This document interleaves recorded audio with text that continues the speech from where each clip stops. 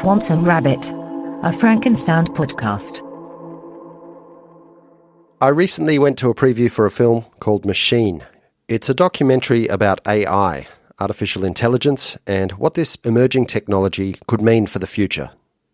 I was fortunate to get to speak with not only the director of the film, Justin Krook, but also Luke Mazzaferro, who co-wrote and produced the film. Now, the one little problem was that I hadn't actually seen the film at the time that I did this interview, and I wasn't sure if I could ask to see the film before the preview, if that was a thing. So I didn't ask, but I feel like maybe I should have. But just the same, I think I made it through because I've got a genuine interest in everything we were talking about. I'm talking years of new scientist reading to back me up, hours and hours of Sean Carroll's Mindscape podcast listening, not to mention the deep late-night conversations with my mates. Almost a dilettante's arrogance, really, of knowing enough about the subject already before seeing the film. I'd prepared some questions, I found a reasonably quiet space in the hotel, and we ended up having a really good chat with a nice flow. This episode dives into some of the possible futures and conundrums behind the subject. Also in the conversation, you'll hear Miklos Kiss, a specialist in automated driving technology at Audi in Germany. He's also in the movie, along with Pindar Van Arman, a visual artist who is experimenting with building creative robots. By accident, I sort of stumbled into this way of exploring my own creativity by attempting to program robots to be creative and to paint like me. And it started about 20 years ago, where I was just running out of time and I wanted something simple. I wanted an assistant. And so I'd have these robots paint the backgrounds of paintings for me. And the idea was like I can finish something that would normally take 10 hours and I'd finish it. I'd start it, go to work, come back from work and finish, put 1 hour of labor into it. But so they were doing the sort of low detail part at the beginning, and then you would go on top of that first. Yeah, there were printers. There were printers that would print the background. I was going to say, haven't you heard of printers? Mine are very inefficient, expensive, slow printers. Yeah, but these printers, they would paint with a brush, and they would take, a typical painting takes all day. Nowadays, a painting takes 24 to 48 hours, 1 to 2 days. But in the beginning, that's funny. I had a friend say that exact same thing. It's like, congratulations, you've invented the printer. And it bugged me a little, so I was like, how can I make it more than a printer? And then I was thinking a printer, and that happened one time, this one painting that I really like, and it's like one of my favorite pieces. The brush broke and fell off. I'm not sure what happened. I just came home from work, and the brush fell off. Painting's half done, and the brush is in the robot still going through the motions, like really unintelligently. And that's when it occurred to me. It's like, you know what? It really has to see what it's doing. And then based on what it's doing, it has to make its next decision. So no more of this pre-planning printer stuff where I take an image, process it, and give the directions. At that point, I put a camera on the robot, pointed the camera at the canvas, and then whenever it had something in its memory, its goal was to make search for the stroke on that canvas that would make the canvas look more like what was in its memory, and just do these calculations, these mathematical delta maps. It's like, where's the biggest difference between what's on the canvas and what's in my memory? Pick a color, put the brushstroke down, take another picture. Since then, Pindar's vision for his creative painting robots has expanded. Since it's been so many years, there's so many different algorithms, creative algorithms I'm adding. Some are very simple, like, how to make different colors. Others are, how do you balance contrast and across the painting. Then, in 2016, a computer program developed by Google called AlphaGo defeated 18-time world champion Lee Sedol in a 5-game match. Go is considered by many to be a much more difficult game for an AI to solve than something like chess. It's kind of thought of as more mysterious and dependent on human judgment of some sort. I didn't even know what the game of Go was. I'd seen it, but I don't know how to play it. And I heard people attributing, it's like, wow, AlphaGo was creative. And I think, like Luke, I heard from Luke this week that in the movie, that was one of the original inspirations behind the movie. What happened here? Was this a big moment? And as I looked into what they meant by creativity, I started realizing this can't be right. This is not really creative. This must be, they're attributing human characteristics to the machine. So I went and tried to learn those algorithms, and they're deep learning, and it is neural nets, and it's machine learning. And I became convinced that machines can be creative after I started working with deep learning. So now one of the biggest algorithms my robots run is, as well as all these smaller algorithms, they will try and reimagine pictures using deep learning. And that's where they get really creative. My name is Luke Mazzaferro. I'm the co-writer and a producer on the film. My wife and I had our first child through the production of this film. I was deeply fascinated by how his future, the world he's going to be living in, is going to be shaped. I'm Justin Krook. I'm the director of the film. The biggest reason we wanted to make this film was because AI can be a pretty confusing subject. And with a technology like this, it's going to ever be more present in our lives. It's going to influence our lives in dramatic ways. People didn't quite know the capabilities. A lot of the reporting can be sensationalized at times. It can be very confusing because it's so fast-moving. And even within the field, it's very hyper-opinionated. So with a technology like this, we felt it was important to give people a measured view. We felt that if we wait too long, these sort of issues will be too late to solve. My name is Miklos Kiss, and I come from the neuropsychology direction and actually work as head of pre-development for automated driving at Audi. And so I was asked to take part in that film as an expert for automated driving.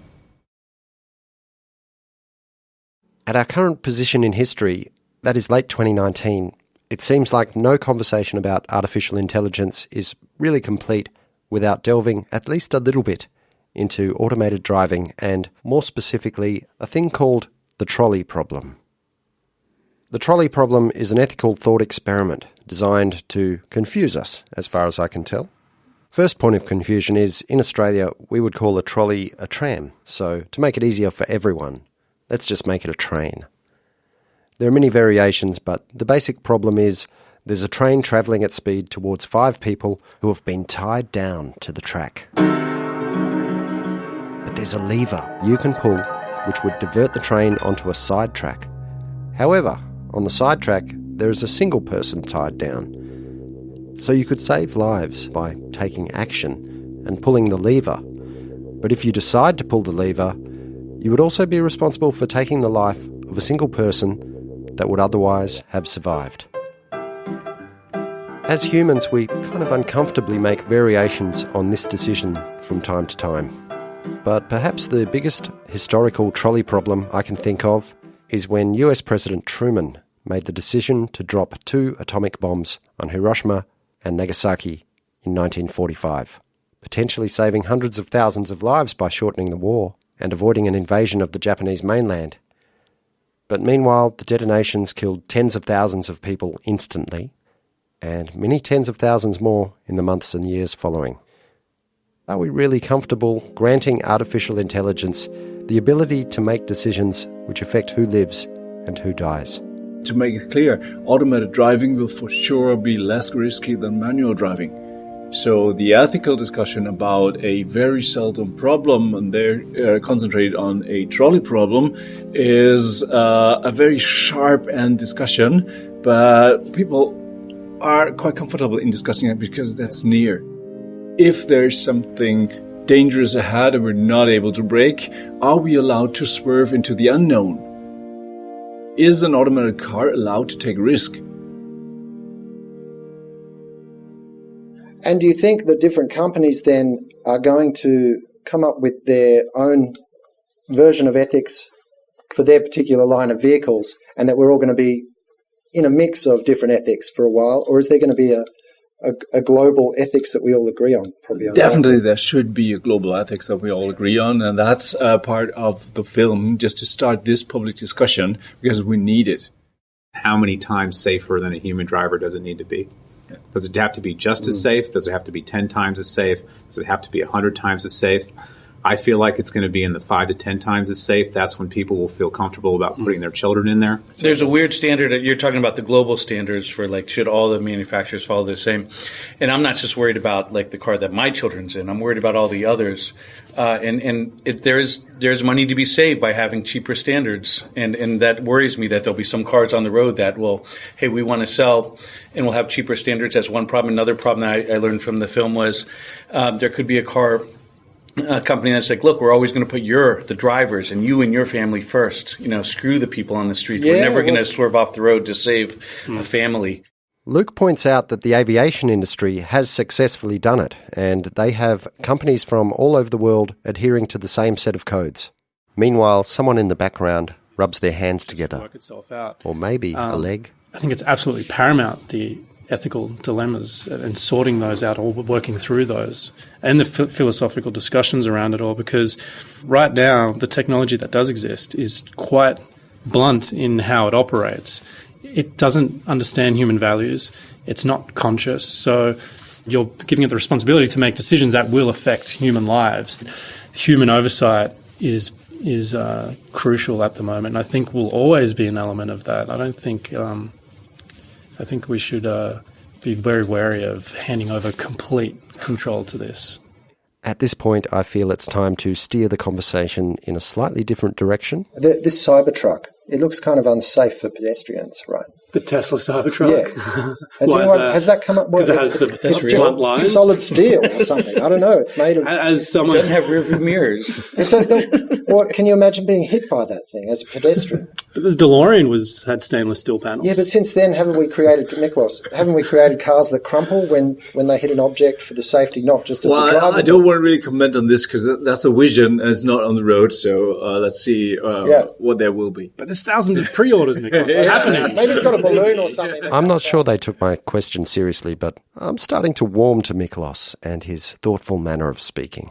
I'd like to turn all these ethic questions even to the invisible AI in information processing. What is the ethics behind some algorithms learning from my behavior, deciding what kind of information of the world I should get?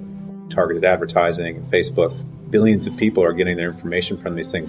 These algorithms are controlling what people see, what news they read, and the effect that can have, while Miklos says it's invisible, it's creating dramatic change. Yeah, like the engineering is incredible. We understand as much about how these algorithms work, and they work, but we understand about as much of how they work as we understand of how our own brain works.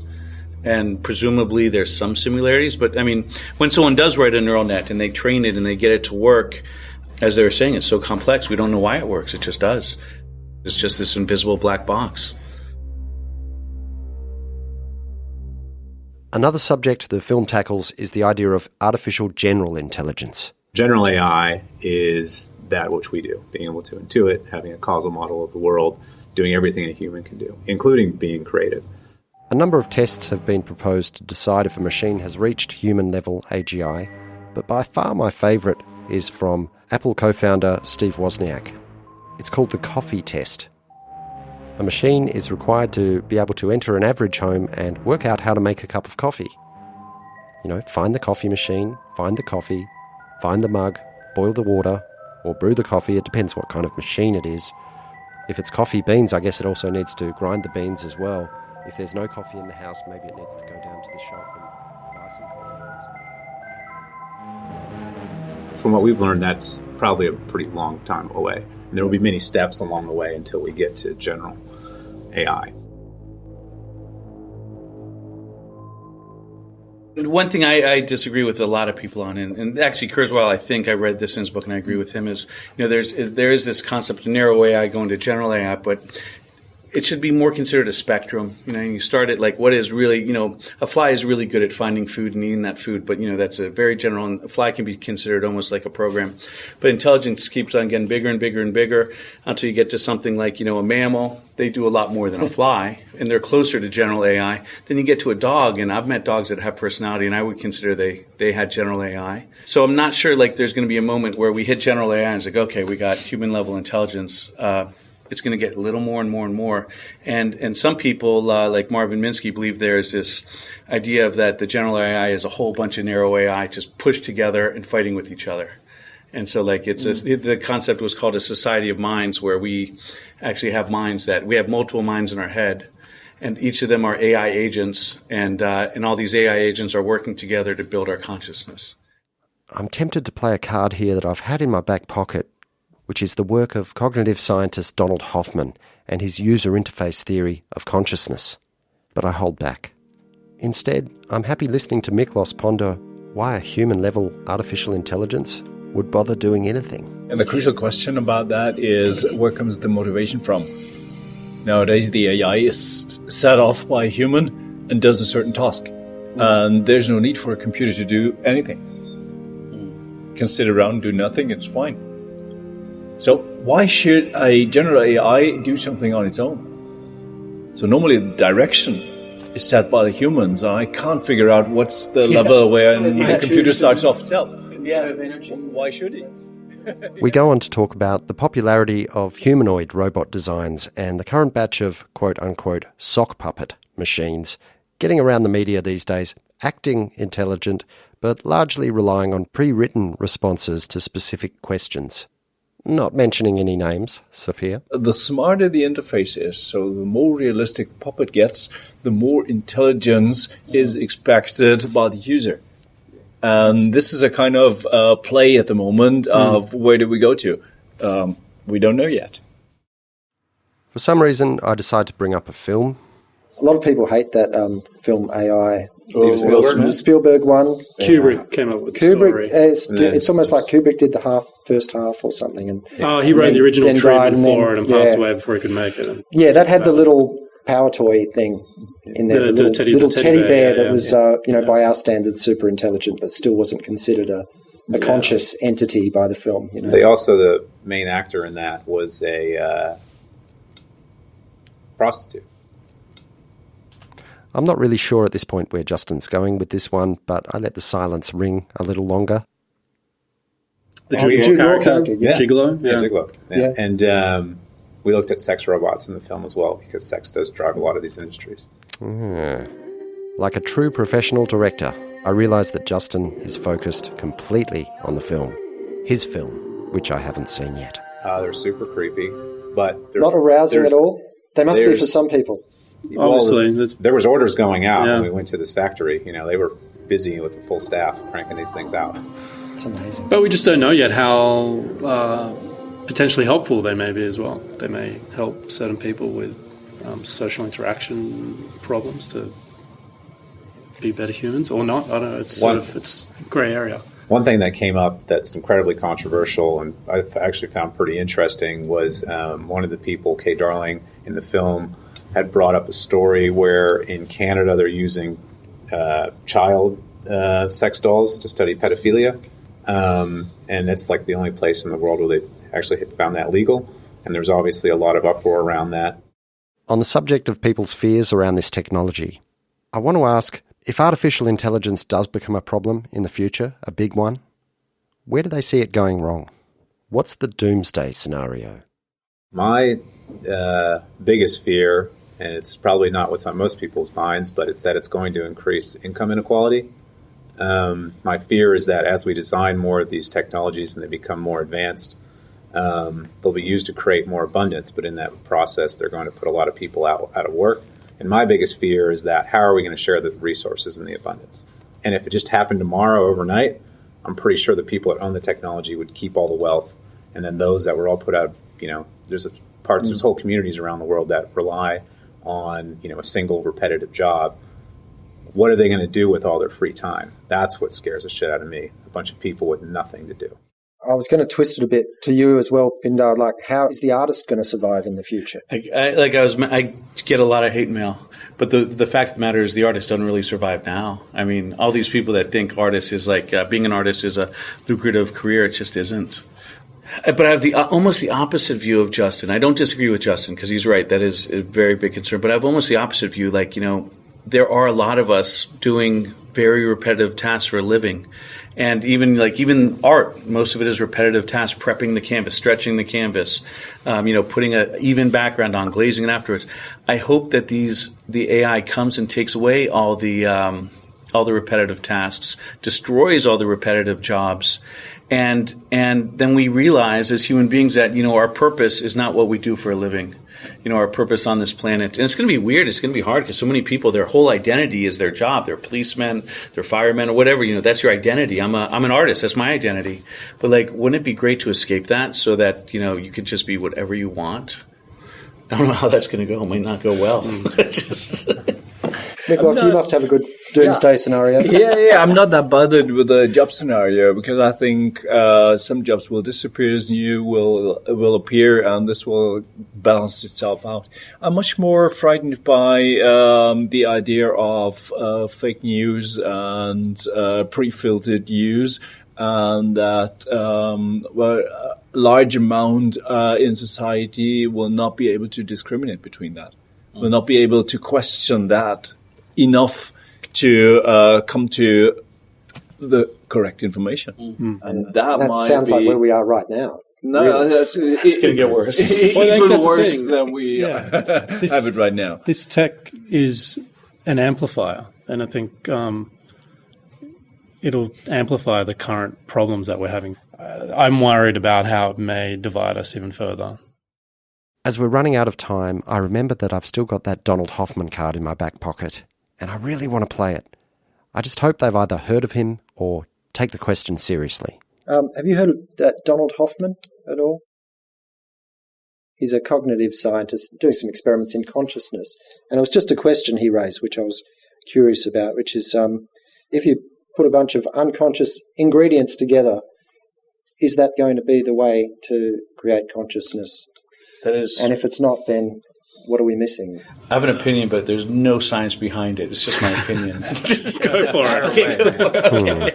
It's just based on the way that I've been learning about creativity. I was telling you guys I started with a really simple creative modules that did some like color or composition and got really complex. Now it's actually applying style and learning style from itself even.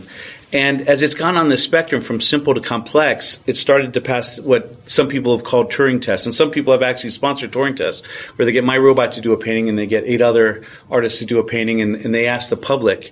And clearly, everyone always thinks it's one of the other paintings is done by a robot. And so when as it gets more and more complex, it's just becoming more and more crazy and more, I don't know the word for it, but it's almost like creativity is emerging from the complexity of all these different small, concise modules working together. If I ran one of them at a time, it would be obviously a machine made it. If I run 2, it looks like a machine made it. But once you get to 24 fighting with each other and working with each other, it becomes very, very human. That has no scientific basis. That's why I went to art, because it's easy and you don't have to write papers about it. You just make art. And and that's where that opinion comes from. I think the real interesting stuff will come from augmentation. Yeah. I actually think we'll achieve super intelligence through augmentation before we create completely artificial AGI.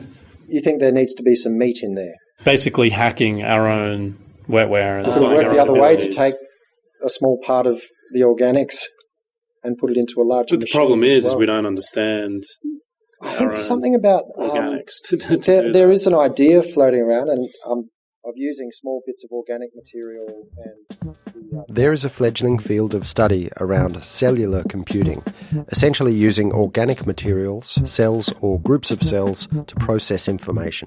The speed of cellular information transfer isn't as fast as sending electrical pulses down a wire, but a major advantage is it would require only a fraction of the energy. I'd read an article a while back of an approach that proposed to use organic material to do some side processing, a bit like a graphics card takes care of separate tasks inside a computer today.